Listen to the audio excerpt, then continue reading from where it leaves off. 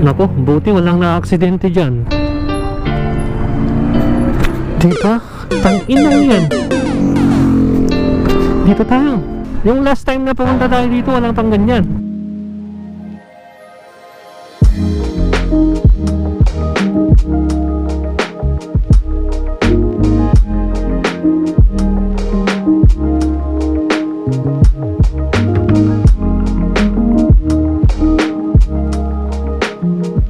Subscribe na kayo at mag-follow na rin mga lodi.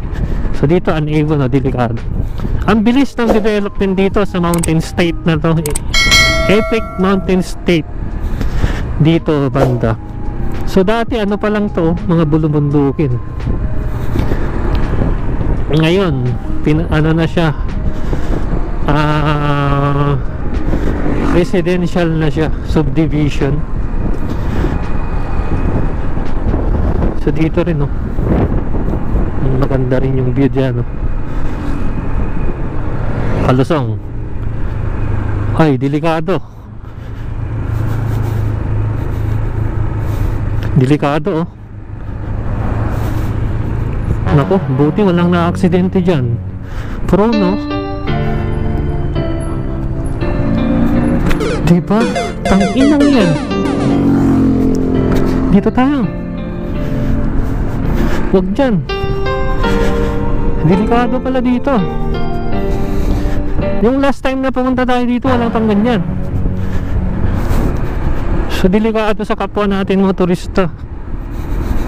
Yung mga papunta dito, galing dito, nakakatakot pala ditong dumaan. Palusong pa naman. So risky yan sa gabi. Kailangan may ano yan, may ilaw, may reflect signage na reflectorized or may ilaw. Kasi dire-diretso ka doon, mangyayari karampola, mangyayari na. Tignan yung view.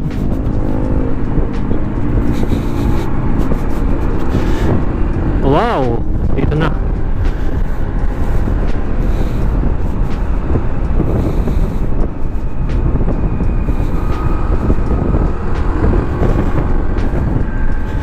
Nagmukha akong tanga.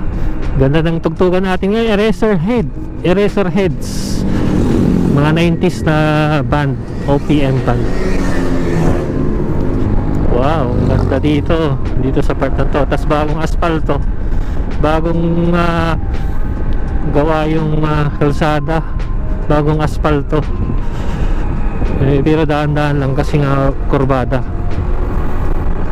Maganda rin yung view dito eh. So unahan na natin sila. Yan o.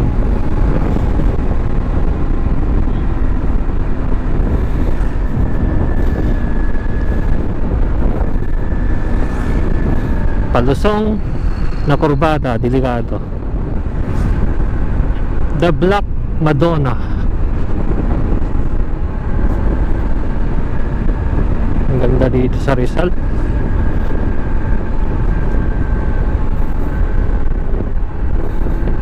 Ganda ng mga kadadaanan natin. Nature, talaga nature.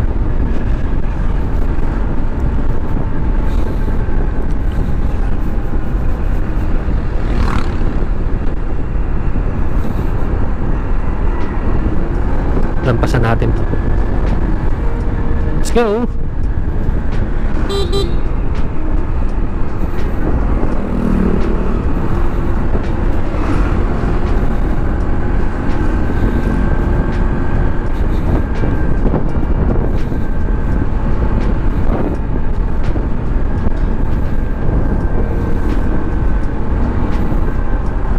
Sarap ng biyahe habang nagsa-sounds. So hindi natin ramdam yung pagka-boring, pagkabagot sa biyahe. At gising na gising tayo kasi may sounds. Nagsa-sounds tayo. Yun yung kaganda ng nagsa-sounds. Maging aware lang tayo pag nagsa-sounds sa paligid kasi hindi mo naririnig yung mahina lang yung pandinig mo sa paligid. Pero kung hindi ka naman mabilis, tama lang. So the best pag nakamotor talaga. Sarap. Mag-alas 9 na, oh.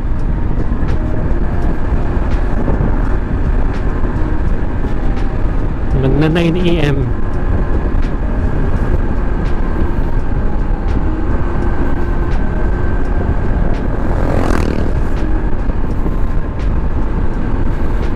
Nangyari kay Kois, tinutulak niya yung motor niya.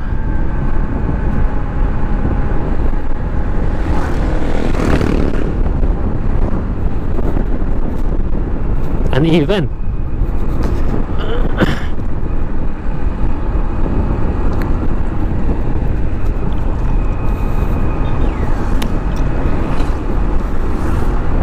Slow down. Shout out mga nakaka-bike, mga bikers, bike enthusiast. Marami palang ginagawang mga kalye ngayon. Hala,